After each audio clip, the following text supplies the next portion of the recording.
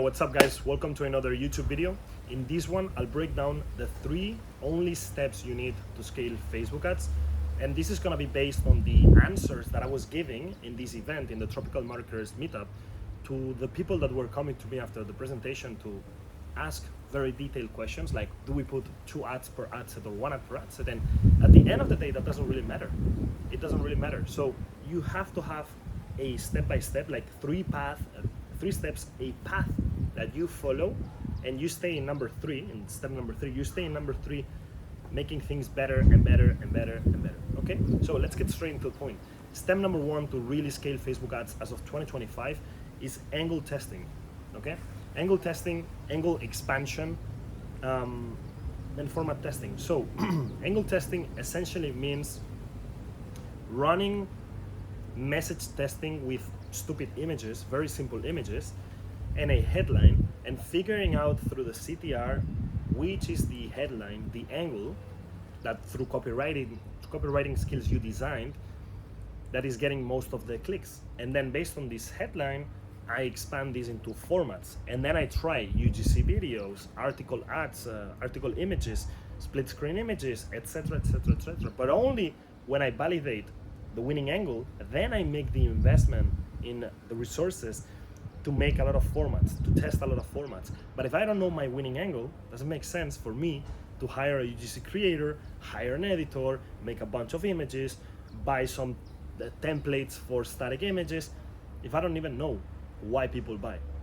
So first figure out why people buy, then we expand these into format testing, and after this we go into landing pages, which means if my winning angle is whatever, energy, something about energy, and you started doing the images talking about energy and the videos talking about energy, the next step is having a listicle, for example, just saying 3 reasons why energy will improve your life, and then 5 reasons why energy will improve your life, and you make that to increase conversion rate because you see that there's market fit with this message. So anyways, this will be step number 1. You're figuring out how to sell your product. Fantastic. Then step number 2, we've got the landing page, we've got the formats, scaling, and there's no one fixed path to scale. To give you an example, there's an ad account that I manage in the US where the initial phase of scaling is done through Advantage Plus campaigns, small scaling, and then the big scaling is done in CBO macro, where we merge a lot of ads inside with a bid cap of 200. So how did I figure out these 3 steps when it comes to scaling with this account? By testing. So that means, as I was mentioning in the previous video, curiosity. So you have to have curiosity as to, okay, I had 3 winning images, what if I put them into an Advantage Plus with a cost cap?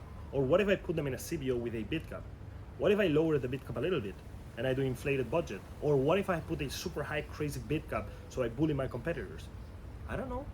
So if I see your AOB, if I see your business, etc., and past performance, I can recommend you what I would do instead of testing absolutely everything. But at the end of the day, to a certain extent, you have to be testing. If you look at all of my campaigns, all of my ad accounts, there's a lot of campaigns that are off because I was testing for scalability. Am I gonna scale better with CBO or Advantage Plus? Who knows? I have to test. So that's that when it comes to scaling campaigns. And then it's the intra-week, intra-day scaling. In Evergreen, I'm not going crazy with the intra-day. It breaks the learning phase, too much chaos. Not really. So I'm scaling intra-week. I pick the pattern, the top historical day of the week. I also coordinate that with when people have the salary, so beginning of the month, and coordinate that as well with flash campaigns. And then I intentionally deliver, like, spend more budget on those specific days, and on days that there's nothing going on, why would I overspend? So we've got winning angles, we've got good landing pages. You're constantly as a habit,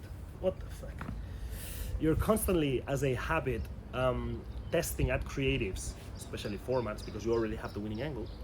You're testing formats every single week.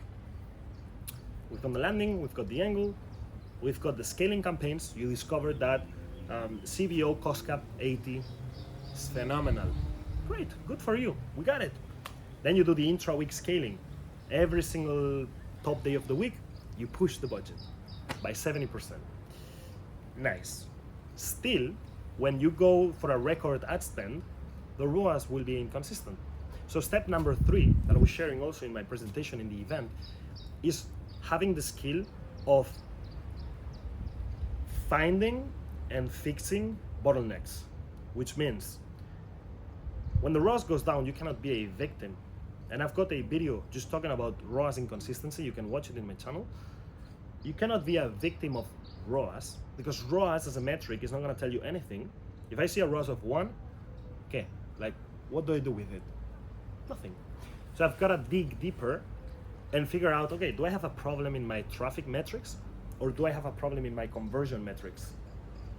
And if we break it down even more, you would be wondering, so traffic will be the CPC, but the CPC is also like a mirror metric, like it doesn't tell you anything because the CPC is derived from CTR and CPM. Okay, so if I have a traffic problem, it's gonna be the CTR or the CPM, and these two will have different solutions. If this is the problem, if this is the bottleneck when you scale.